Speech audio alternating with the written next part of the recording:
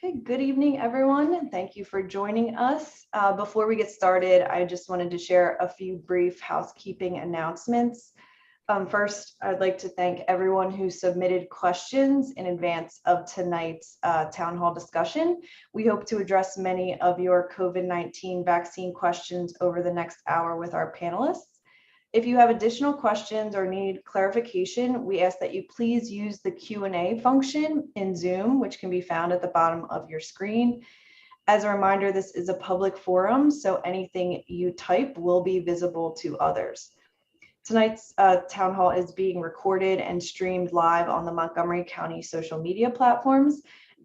Please feel free to share that link so that others can tune in.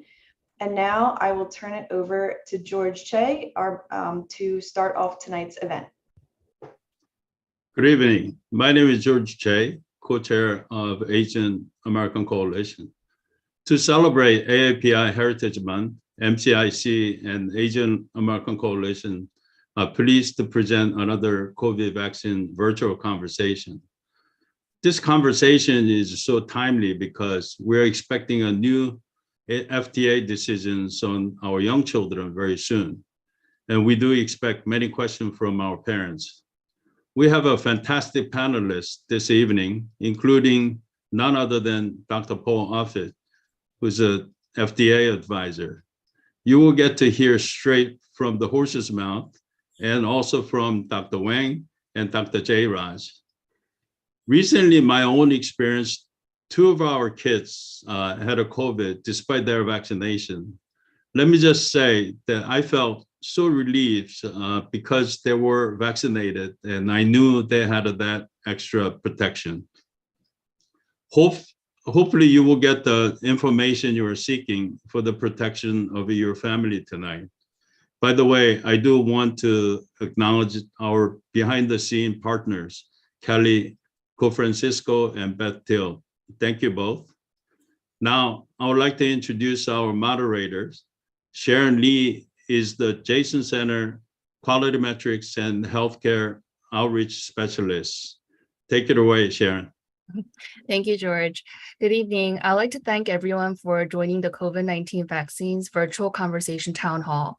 We have a great panel tonight, and I would like to ask each panelist to briefly introduce yourselves.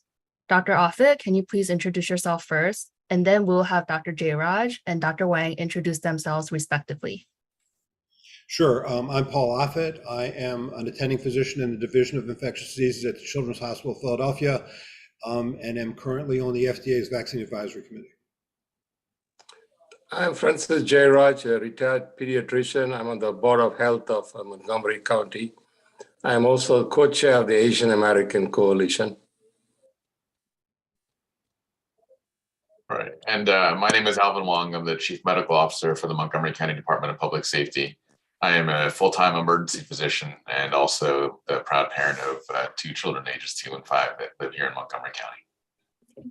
Thank you for the introduction. We'll jump right onto the questions. The first question is for Dr. Offit. What are the current recommendations for the COVID-19 vaccines and boosters? Right, so do I get to take the whole hour to answer that question? I mean, it is one confusing subject. What I would say is, if the CDC just published a paper, which was accepted in Clinical Infectious Disease Journal, which showed that looking at those over 18 years of age, in terms of protection against hospitalization during the Delta period from March of last year till December of last year, that even 2 doses of vaccine were excellent at inducing protection against serious illness, which is the only reasonable goal for this vaccine. This virus is a short incubation period mucosal infection. You are not going to protect against mild disease or even low moderate disease for any long period of time. Protection against severe disease is mediated by memory cells, and memory cells are generally long-lived. Protection against mild and moderate disease is generally mediated by neutralizing antibodies, which last about 3 to 6 months and then come down. So I think it's probably reasonable to say that this is a 3-dose vaccine for most people in the Omicron era, because that 3rd dose does offer so-called maturational affinity, gives you broader protection, and that's good. We, the FDA Vaccine Advisory Committee, are going to be considering on June 28th whether or not we want to pick strains for the fall, much in the same way we do for flu vaccines, as a quote unquote booster dose. But I just don't quite understand it, to be honest. I mean, because what are you boosting? You don't really boost memory. What you boost is you boost neutralizing antibodies for 3 to 6 months, which gives you better protection against mild to moderate illness for 3 to 6 months. But I don't see that as a public health strategy. So I think that we have confused the American public and me in terms of what it is exactly that we are trying to accomplish with this vaccine. But here's what I would say, though, in summary, since I'm not going to take the whole hour to answer this question. Look at what's happening now. What's happening now is that you have probably 95% population immunity. Between vaccination and natural infection, or both, you probably have, from seroepidemiologic surveys, 95% of the population that are protected against severe disease. And that's evident by the fact that you have an immune evasive strain, Omicron and the Omicron subvariants, right? BA2, BA2 1.21, BA4, BA5, the ones that are circulating now, those are immune evasive strains, but they're immune evasive for protection against mild illness. They're really not immune evasive for protection against serious illness. So you're seeing hundreds of thousands of cases, but you're not really seeing a concomitant increase in hospitalization and death. That's good. That's what you want. You can argue that's the best you're going to do for a virus that is likely to circulate for the rest of my life, my children's lives, and their children's lives. This virus is going to be around for a long time. And at some level, at some point, we're going to have to get more used to mild illness, because that's always going to be a feature of this disease moving forward. Thank you, Dr. Offit. One of the main things that people are concerned with COVID vaccines are side effects. Dr. Wang, can you explain what the side effects are from the COVID vaccines? Sure, absolutely. So the side effects for the COVID-19 vaccine are generally fairly mild. Sometimes people complain of some fatigue or headache or discomfort at the injection site, just like you get with any other vaccine. One of the great things about the CDC and the safety profile of the vaccine is that there have been so many data collection systems put in place from the very beginning to kind of collect and understand what these side effects might be. And over the millions upon millions of doses that have been given in our nation, we know that the side effect profile is relatively mild. Most people don't require any additional medical care for those side effects. There are things that can be done at home, like taking Tylenol or Motrin, or even using warm compresses or cool compresses at the injection site to help reduce the symptoms. So all in all, the side effects are very mild, and certainly much more mild than contracting the disease itself. Thank you for your answer. Moving on to the third question, Dr. Jairaj, can the COVID-19 vaccine affect puberty or future fertility in children? Well, let me first, since this is Asian Heritage Month, Asian American Heritage Month, let me congratulate them for all the contributions that they make. Now, answering your question, Sharon, there's absolutely no evidence whatsoever that this vaccine is going to affect puberty or fertility. Being a pediatrician for 45 years, I must have given hundreds and thousands of vaccines. That question never arose and has never been a problem. I think Dr. Offit, in one of his presentations, did say that there was some kind of a question that somebody had raised, that the spike protein that is part of the COVID vaccine is somewhat similar to a similar vaccine, similar protein on the placental cells. And I think from what I remember hearing from Dr. Offit, that's already been disproved. So yes, as far as the public is concerned, you absolutely and definitely need not worry about puberty or fertility problem. Okay. In addition to this information, I would like to address the next question to Dr. Offit. Are COVID-19 vaccines safe for pregnant people or people planning on becoming pregnant? Yes. It's interesting, when the vaccines were first presented as phase 3 data in December 10th and 17th, pregnant women were excluded from those trials. And so you didn't really have data. I think there were about 36 pregnancies for those basically 70,000 people that were in those trials.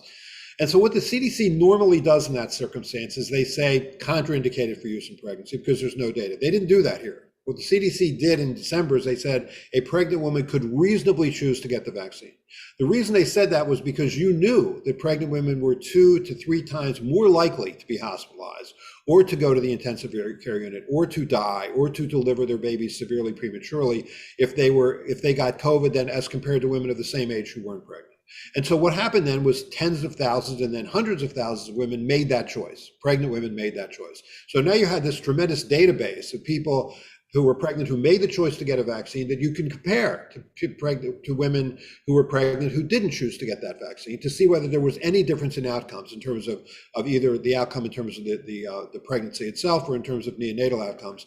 And there were no differences other than a pregnant woman who chose not to get the vaccine was at greater risk of severe disease. So now you can comfortably say, probably more than any other vaccine in American history, you have more data on this vaccine in pregnant women than ever before. So I think it really bodes well for the mRNA technology for other vaccines for use in pregnancy. But yes, it's safe in pregnant women.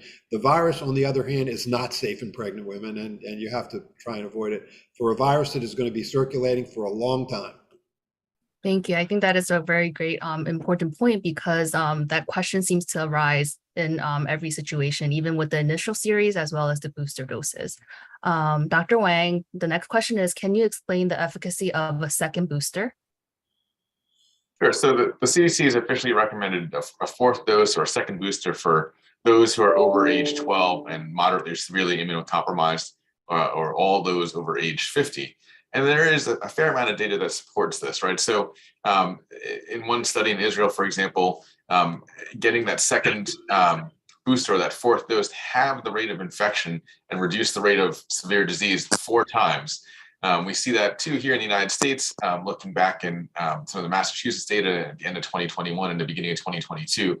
If you weren't up to date, if you weren't boosted, you were 5 times more likely to get COVID-19.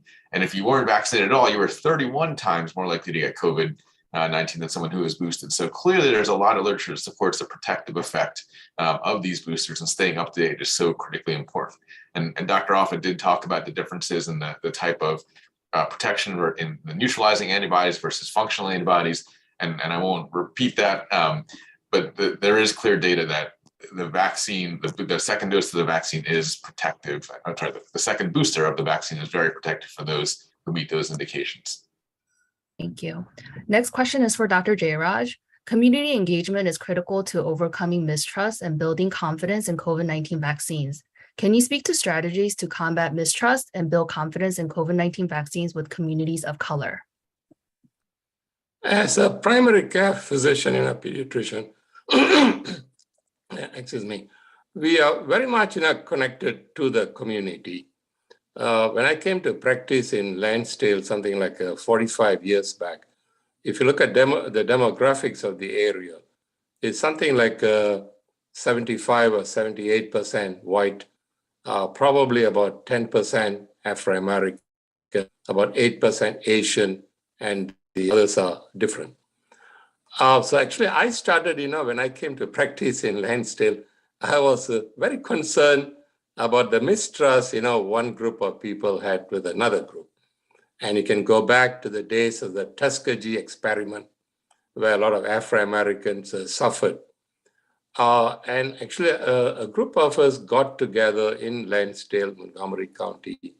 We worked with the school district, we worked with the faith-based organizations, worked with the ethnic groups, and we brought them all together. And we actually created a festival called the International Spring Festival in Lansdale, which, by the way, is the largest multicultural festival in the whole of Pennsylvania. So we have built in a very unique concept in Montgomery County long ago, some 32 years back to be exact. We had a very good relationship with all different groups of people. And then fast forward, COVID-19 came along. A good friend of mine, George Che, who is the co-chair of the Asian Coalition, he had already started the Jason Clinic in Lansdale, which is a medical center named after a Korean pioneer at the late last century. And we talked, how can we play a role in making sure all different people get the vaccine. Remember, the prevailing logic in US, unfortunately, is the Afro-Americans, the Hispanics, the Asians, they don't want the vaccine. Our observation is just the reverse. I think it's not that they don't want the vaccine. I think it's the lack of engagement, the trust that you need to build. So George himself, to the Jason Clinic, he has given about 1,000, COVID vaccines. We went through the different places of worship, for example, the Afro-American churches, the Hindu temples, the mosque, and other places. And same thing, I think, I have to congratulate Beth Till, at the MCIC. They played an immense role in doing all these town halls. I believe Beth must have had, as far as I know, at least 30 of these town halls reaching out to all these different groups. The Muslim America in English, the Hispanic, group, the Afro-American group, the Asian American group. So that kind of an approach, where we did not take anything for granted. We went after all these people, going to where those people live. And that is crucial. You cannot, wait and in a place, the ivory tower and expect the people to come and vaccine. Remember, in COVID-19 vaccine, the primary care doctors, normally vaccines are given by doctors in the offices. But in COVID, the strategy, for whatever reason, has been different. For example, like the Jason Clinic and other pharmacies in the area. And there's another pharmacy actually in Skippack. That pharmacy alone, gave something like 70,000 vaccines as a single entity. So that kind of an approach, Sharon, reaching out to the people is the key for success. Dr. J, you raised such a great point, because I was part of the vaccine efforts as well. And to go to the communities where people congregate, I think that's the most important. We bring the vaccine to them instead of having them come to our own locations, because there's transportation barriers as well as language barriers. Even at our Jason Center, we need to ensure that our messages about COVID vaccines are well understood in the individual's native language, which is why it is so crucial that we break the language barriers to our communities. Moving right along, Dr. Offit, are there any updates on COVID-19 vaccines for kids under the age of 5? Will they get the same vaccine as the adults? They'll get the same vaccine at a lower dose. So for Pfizer, the vaccine for the 6-month to 5-year of age child is a 3 microgram dose. So whereas for the greater than 12-year-old, it was 30 micrograms. For the 5 to 11-year-old, it was 10 micrograms. Here it's 3 micrograms. For Moderna's vaccine for the less than 6-year-old, that's a 25 microgram dose, which is a quarter then of the adults a quarter of the dose that the adults get. Again, I mean, these data will be reviewed by the FDA Vaccine Advisory Committee on June 14th and 15th, and we'll see. I mean, right now, you and I know the same thing, which is what's been published in press releases. We're in an age of science by press release, but we'll have much more data by the time those committees review those data. And then the good news is those meetings are open to the public. You can watch them online, and you can look at all the same data that we're looking at. And so we'll see. Okay, thank you, Dr. Offit. Next question is for Dr. Wang. How long after having COVID-19 can I get a vaccine? Is that the same for my child? So there was at the very beginning a recommendation for a waiting period, but with all the recent literature, as soon as the isolation period ends for somebody with COVID-19, they're eligible to get vaccinated or boosted. The same applies for the child. And in fact, this type of immunity protection that's given by having an infection and then getting vaccinated after it, which we call hybrid protection, actually is far more protective than just the vaccine alone, and far more protective than just relying on having had a COVID infection and being protected against a future infection. So in one study, for example, people who had COVID but did not get vaccinated had a 2.3 times greater chance of getting reinfected with COVID compared to those who had a COVID infection and then got either vaccinated or boosted. There was a much greater degree of protection of this hybrid immunity. So even if you've had COVID, it's not too late. As soon as your isolation period ends, it's the time to get the booster or a vaccine if you haven't been vaccinated already. In addition to that, should they wait until they're asymptomatic to get the COVID vaccine? Correct. They have to be, they cannot be ill. So they should be outside that isolation period. So outside the period of time where they are symptomatic or within their time where they should be isolated away from others.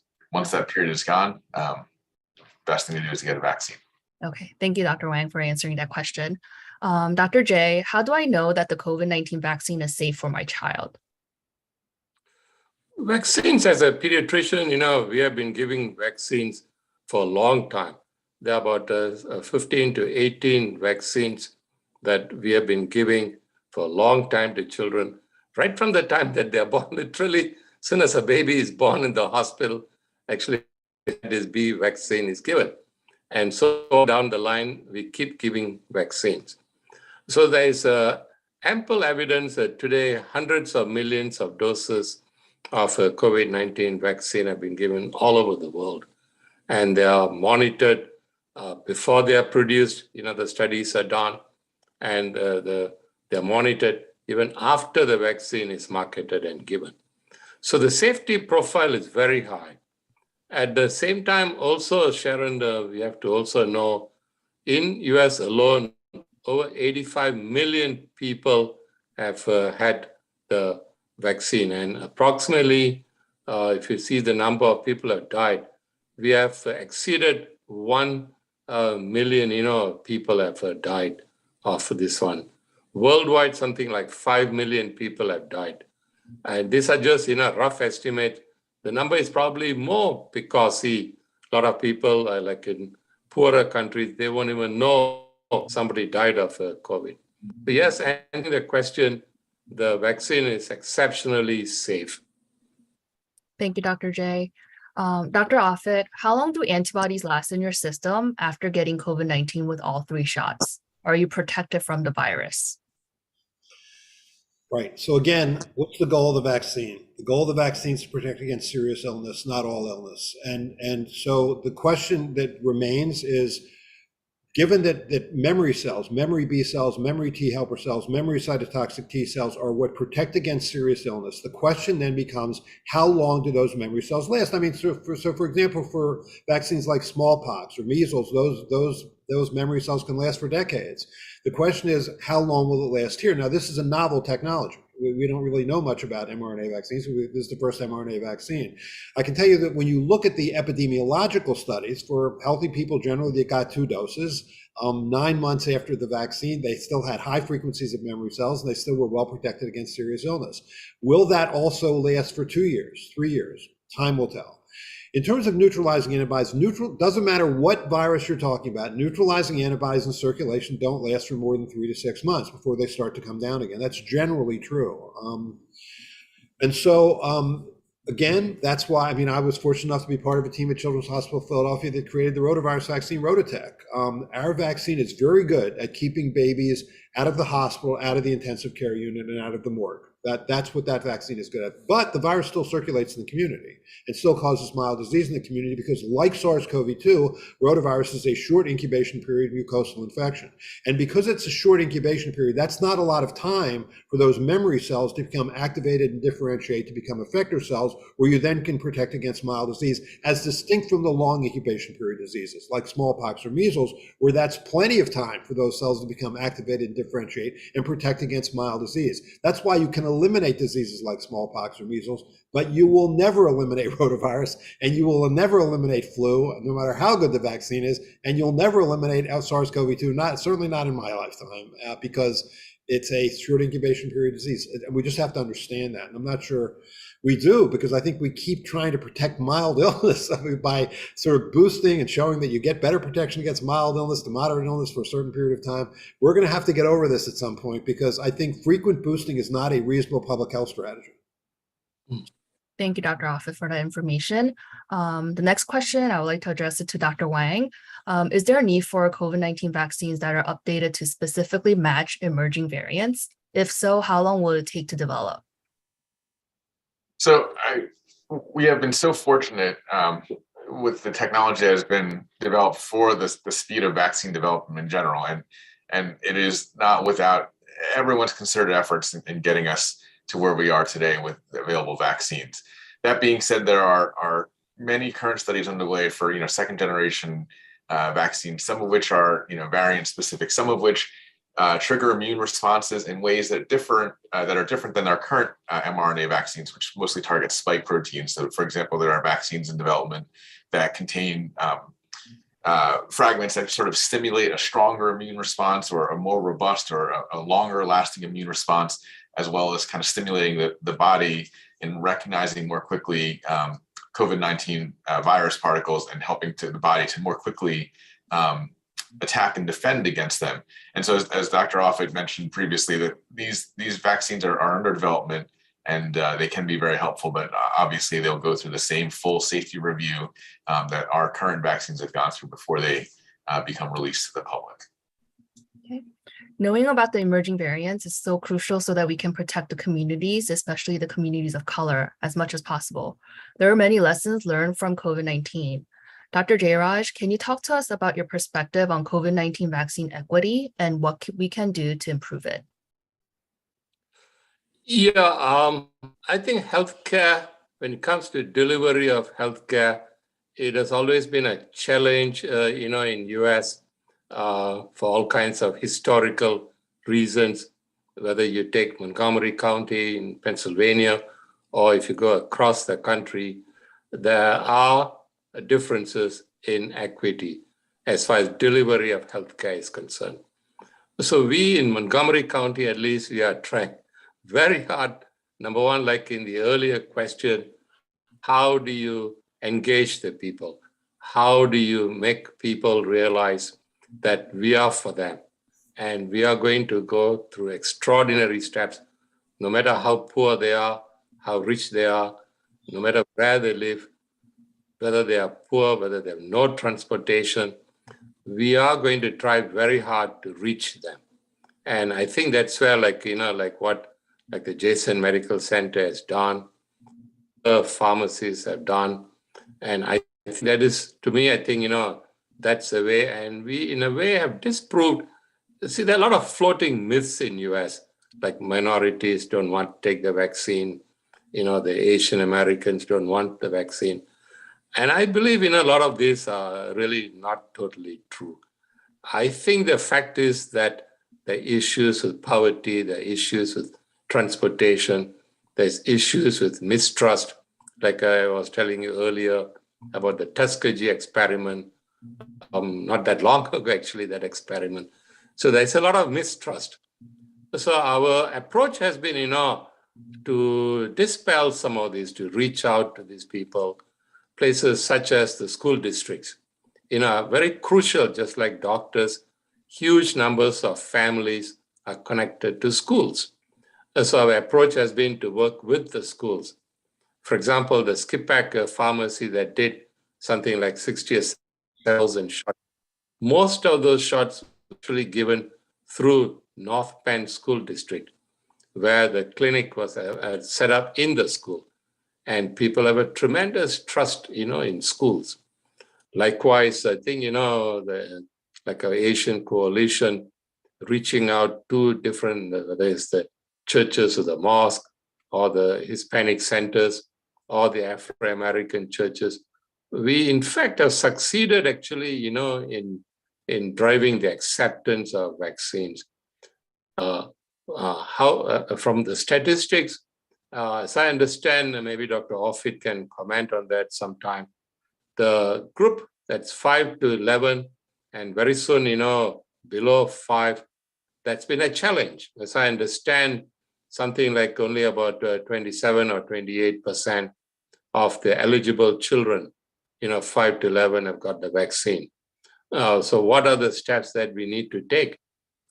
And maybe like what we have already done in Montgomery County with the older group, we might have to work harder on that. And I talked to the pediatric group that I was part of before I retired, and I asked them, what's their plan?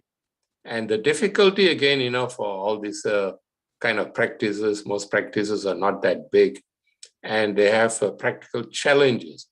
And how do we even as a health department, what can we do to help them to make sure that those families are reached?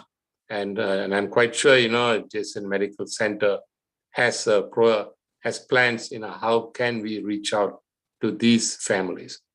Because at the end of the day, as I understand, something like 80 or 85% of children do show evidence that they have had the disease by blood test. So in a way, it is good and bad. Good in a sense they are protected. But obviously, there's also the fact we all know about the long COVID. That is the other big headache. Like, for example, some of these people who get the disease, those who are refusing the vaccine, for example, in Montgomery County, something like 67 or 68% of people have got the vaccine. So there's still another 30%. What can we do to reach out to them? They understand, about the long COVID if they get the disease. And as I understand also from my reading, even when you get the disease, the current recommendation, again, Dr. Offit can comment on that, you are asked to wait for several weeks, I think after about 3 months till you get the vaccine. But there's some people who are saying with the long COVID, they want you to give the vaccine a lot sooner. Dr. Offit, would you like to comment on this, on the vaccine equity question? And maybe Dr. Wang could also comment after you. I'm probably not the best person to comment on that. I mean, I just offer one thing, which is, I guess I'm really impressed by, and this sort of underlines what Dr. Jayraj just said, for example, the African American community in North Philadelphia is generally underserved and under-vaccinated, but you have somebody like Dr. Ayla Stanford, who's an African American surgeon, pediatric surgeon from Temple, who forms this, Black Doctors COVID Coalition. Gets a couple hundred people to go into North Philadelphia and sit in living rooms and talk to people, and then if they choose not to get the vaccine, then to come back again and talk to them some more, and gets more than 50,000 people in that community to get vaccinated, because she establishes the one thing that they need, which is trust. I mean, we can talk about that this is a lack of information. It's really a lack of trust, and that's much harder to address, but that kind of effort, I think, does address it. Dr. Wang, any comments? Absolutely. So, I mean, this topic of vaccine equity is near and dear to me. Certainly, Montgomery County has, for example, looked to serve those who are in underserved communities through our Department of Public Safety's outreach program. We have a program where we vaccinate those who are homebound. We have a program where we engage with those who are out and working with those who are non-domiciled in the community and offering them vaccines wherever they may be. That convenience factor is so critical, and what to us seems like convenience really is such an essential part of a way of life. If you have an individual who's working 1 or 2 jobs and really doesn't have time to make an appointment or get somewhere, whatever we can do to get the vaccine to them in the most convenient fashion is the best that we can do to make sure that we have equitable access. We've done things like have pop-up vaccine clinics at public transit stations, for example, and many of the people we vaccinate there left their house to go to work without any plan of getting a vaccine that day. Yet when they walked past our vaccine booth, they're like, hey, this is something that's available to me right now. This is a way for me to get it without needing an appointment, without needing to navigate internet access, everything else. And I think those types of efforts are key to making sure that those who need the vaccines the most are able to get them. Thank you for the insightful information. Dr. Offit, there was a question that read, my teen is a student athlete and already had COVID-19.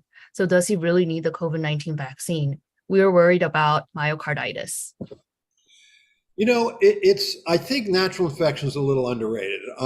Remember, when you're naturally infected, that virus reproduces itself in your upper respiratory tract, and you proceed to make an immune response to all 4 viral proteins. And all 4 viral proteins have on them epitopes that are recognized by T helper cells, cytotoxic T cells. There are advantages to being naturally infected, assuming you live. That's the disadvantage of natural infection, is you can suffer severe and occasionally fatal disease. So you'd like to avoid that. But having gotten past it, there are advantages to natural infection, and there are papers showing, on the one hand, that to say 3 doses of vaccine is better than natural infection. There are some papers showing that natural infection also can be better in terms of the creation of sort of the frequency of memory B and T cells following a natural infection. It really has to do with the advantage of vaccination is you're getting a known dose. On the other hand, when you're infected, the amount of virus that is reproducing itself in the upper respiratory tract is variable. So you have less, for example, replication in someone who's asymptomatically infected than someone who's mildly or moderately infected. So therefore, the immune response following those are different. So in some ways, it depends on the degree to which you were naturally infected, which is obviously somewhat subjective and a little difficult to measure. I do think there's an advantage. Certainly, if you look at, there's a number of papers on this. If you've been naturally infected, there certainly is an advantage in terms of getting at least 1 dose of an mRNA vaccine. How quickly you get it, I don't feel strongly about that. You certainly have to wait till you're not symptomatic anymore, but you probably should wait at least a few weeks till your sort of antibody response starts to decline a little bit, so you can, when your body is then making spike protein, and that it's recognized and not just instantly sopped up by those circulating antibodies. It's probably reasonable to wait a little while, but I do think natural infection is to some extent underrated.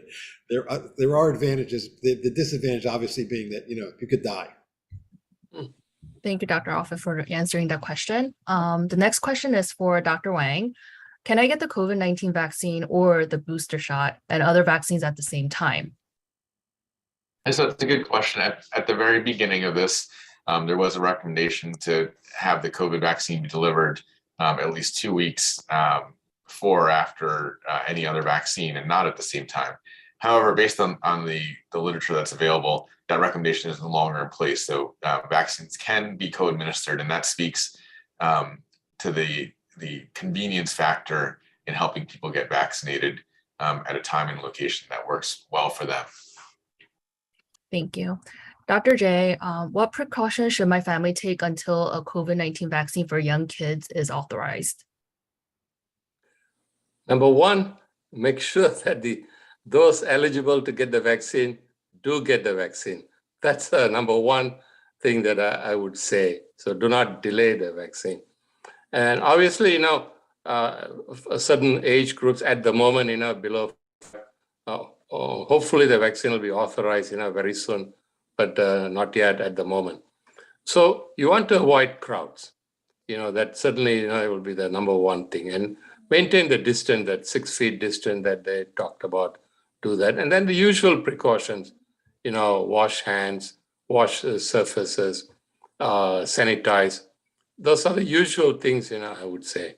Avoid crowds wherever you can, and maintain your distance. Thank you. Even with the boosters being administered right now, there are still individuals who have not received their first doses at all. As this is our final question that was submitted, I would like each of our panelists to comment on this question, starting off with Dr. Offit. What would you say to people who are hesitant in getting the COVID-19 vaccine? Well, at this point, it's reasonable. I think when this vaccine first came out, you could reasonably say, you know what, let me just wait a little bit. In fact, Maurice Hilleman, who's the father of modern vaccines, who made 9 of the 14 vaccines we currently give to children, said it best. He said, quote, "I never bring the sigh of relief until the first 3 million doses are out there." So, you could reasonably make that case. Now, billions of doses are out there. You know more about this vaccine probably than any other vaccine in history.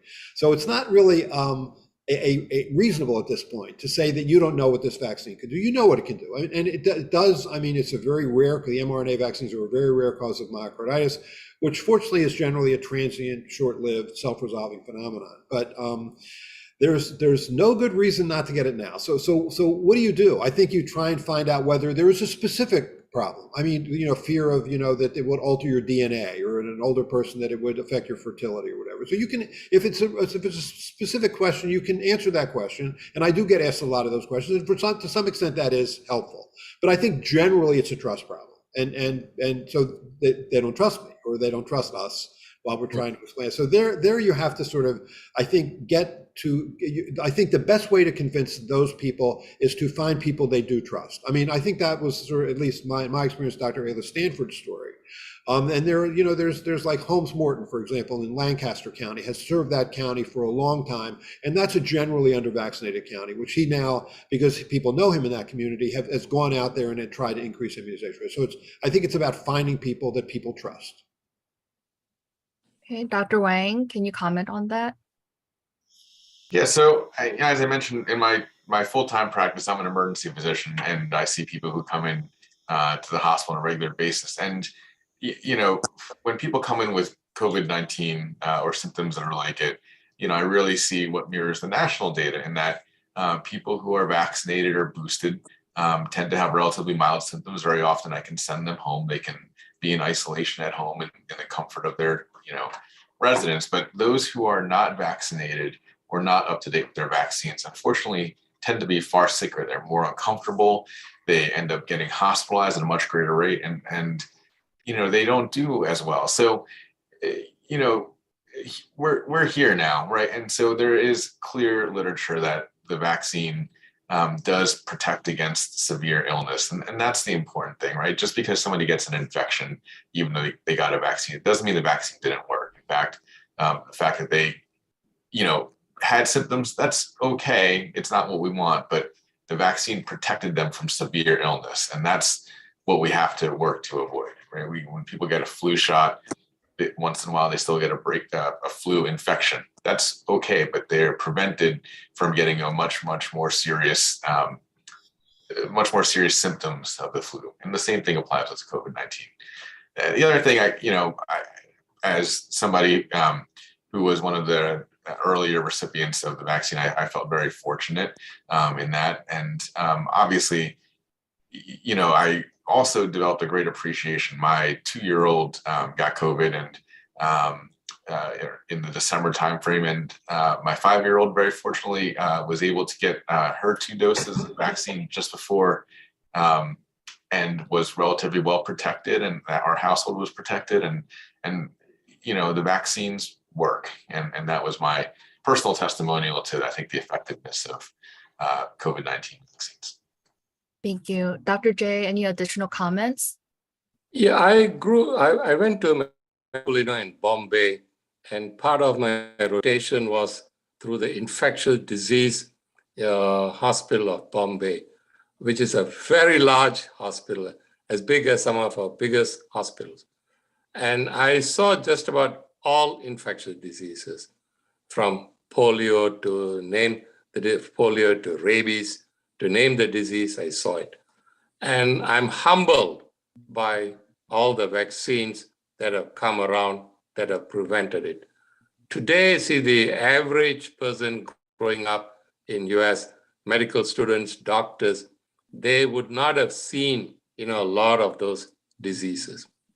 And I think the average public, unfortunately, sometimes get misled, sometimes by politicians, sometimes by media, about all the misinformation. Remember, we have surpassed 1 million people dead in US. And among them, I believe, something like 400 or so children below the age of 5, and something like 800 children between 5 to 18. That's a significant number of people dying. So I would like to ask those, who are hesitating, please think about you don't want to become a statistic among those 1 million. The vaccine is exceptionally safe. The people are doing it, the doctors, the companies that are producing it are highly reputable companies. This is not an experiment. Thank you, Dr. J. We have 2 additional questions that came through Facebook. One was, what is considered being fully vaccinated? Getting the first booster or second booster? Dr. Alfred, can you answer that question for me? Right. Again, I would argue that even 2 doses of vaccine for a healthy young person will protect you against severe disease probably for a while. I mean, we'll see how long, but that's true. The advantage of a 3rd dose is that gives you a sort of so-called maturational affinity, where you have better protection for at least 3 to 6 months against these current circulating variant strains. I think the CDC was right to say that you are considered yourself fully vaccinated at 2 doses, because the paper that they just came out with, although it was primarily during the Delta period, showed that for all adults over 18, including those over 65, protection against serious illness was holding up for 9 months and likely longer. The difference with Omicron and these variants is that you don't have as good a protection against mild illness. But at least if you take the 30,000 foot view now, there is not a dramatic increase in hospitalization and not at all in deaths associated with these massive outbreaks of this immune evasive strain, suggesting that you're still protected against serious illness. So I just think that we're going to have to define, and on June 28th, when our committee meets, hopefully we will define what is the goal of this vaccine. I think the biggest communications error we ever made with this vaccine was in July 4th of last year, when there was an outbreak in Provincetown, Massachusetts, right? Thousands of men get together, 79% are vaccinated. Nonetheless, there's a COVID outbreak. 346 men get COVID, 4 of whom are hospitalized. That's a hospitalization rate of 1.2%. That's great. That's a hospitalization rate that's excellent. Vaccine's working well. The mistake we made was ever calling those other infections, which were mild or asymptomatic, breakthrough infections. That's not a breakthrough. A breakthrough implies failure. That's what you want. You want to be able to keep people from getting moderate to severely ill. And the vaccine had just shown that you did that. And instead what we did was we used the word breakthrough. And suddenly Brett Kavanaugh has an asymptomatic infection, and the media carried it like he was in the intensive care unit. I just think we failed to explain to people what is a reasonable expectation for this vaccine, because if we're going to hold on to this notion of trying to prevent mild or moderate illness, we're going to be really defeating ourselves and trying to wear masks and boost, which is not going to last. There's already booster fatigue. Basically, only 30% of the country for whom a third dose is recommended has gotten a third dose. And so now with a 4th dose recommendation, and now another question about whether or not we should have another booster dose in the fall, I just think we're losing people because we haven't defined what we want from this vaccine. Thank you, Dr. Offit. The next question was, I'll address it to Dr. J. What information can you give about a second booster in people over 65 and those with a compromised immune system? From all my reading, I'm a pediatrician, but from my reading, it is recommended. If you're over 65, all those are immunocompromised. Immunocompromised could mean, several things. For example, transplant, patients should get the vaccine. Again, because they are on multiple different medications, so the immunity is likely to be low. So yes, I think the current recommendation is if you're 65 or above, or if you're immunocompromised, people should get the second booster. Okay, and then one additional question came in through the Q&A. This is for Dr. Wang, and this will be our final question. How long will the second booster last? Someone told me that the second booster will only last a few weeks, so he won't even bother getting it. So I see Dr. Offit grinning in the background here, but I think there's not enough literature to answer that question honestly, right? So we don't know. We don't have the large data sets to know the answer to this exact question. And we talked throughout tonight about some of the benefits of being up to date with vaccine and protection against severe disease. So the one thing I think it's important to mention tonight is when people do have individual questions about what they should do, the most important thing they should do is talk to their primary care physician, right? Their primary care physician is the one who knows them the best. They know their individual medical history. They know their risk factors. They know their, they have engagement with them, and the primary care physician should be the trusted source of information for a question like this. And I would advocate that everyone should talk to their primary care doctor about what is best for them. Thank you.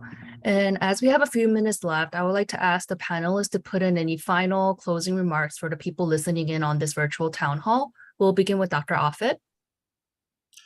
I think the thing to pay attention to, and hopefully there'll be systems in place where we're constantly looking at these variants as they arise, sequencing them and looking to see whether the thing that happens is the thing that we don't want to have happen, which is a variant arises that despite being fully vaccinated, that you nonetheless are susceptible to severe illness. that it doesn't matter whether you're vaccinated or not. You could still get a severe illness, which is to say the virus has drifted far enough away that you are no longer protected. If that happens, then we need a variant-specific vaccine, clearly. Right now, if you look, for example, at Omicron or Omicron-like variants, if you look at people who've gotten 3 doses of the ancestral strain, and compare, and not just people, but also non-human primates, these studies are pretty well done at this point, and compare them to people who've gotten 2 doses of the ancestral strain and then a boost with Omicron, there's no difference in terms of neutralizing antibodies, because that 3rd dose with the ancestral strain to the moment does seem to offer maturational affinity that still gives you roughly the same neutralizing antibody response against Omicron. So I just think we haven't been clear with the American public about what the goal is for a variant-specific vaccine. And I feel like we're sort of being pushed along to this bivalent vaccine, which was the ancestral plus Omicron or Omicron-like variant. And I just don't think we've made it clear as to what we're trying to accomplish here. We just keep boosting. I mean, I don't know if you ever saw this sort of Pfizer loyalty card, that little punch card where with the 8th booster, you get a free pizza. I feel like that's where we're sort of moving towards, and that's not a good idea. Dr. J, any final remarks? Yeah, I would say, please take COVID-19, seriously. Like I mentioned earlier, over 1 million people have died in US, including, about 400 or so below 5 years of age, and about 800 or so between 5 and 11. It is not flu. Flu kills usually around 40 to 60,000 a year. This has killed over 1 million people over a 2-year period. So approximately 500,000, 10 times as many. So please take it seriously. Thank you. And Dr. Wang? So obviously I agree with the comments of both Dr. Offit and Dr. Jairaj, but my parting thought is this pandemic has impacted every single one of us. Not just in the United States, but across the entire world. And it has certainly highlighted many of the inequities of our systems of care, of our supply chains. And, on an individual grassroots level, I would just advocate that we take a moment to A, take care of ourselves, but B, look to your left and your right and take care of your neighbor, your friends, your family, your loved one, reach out to them, make some connections with people you haven't been in touch with. And, together we will find a way to get through this. But this is not something that can happen strictly in isolation. Thank you. As a final remark, I would like to thank our panelists for all the insightful answers. And I would like to thank the Asian American Coalition, Montgomery County Immunization Coalition, as well as the Montgomery County for hosting this educational event. We hope that you have all learned something important from this virtual conversation town hall. We hope that you all have a wonderful rest of the evening and stay cool and have a good night. Thank you, everyone. Thank you. Thank you.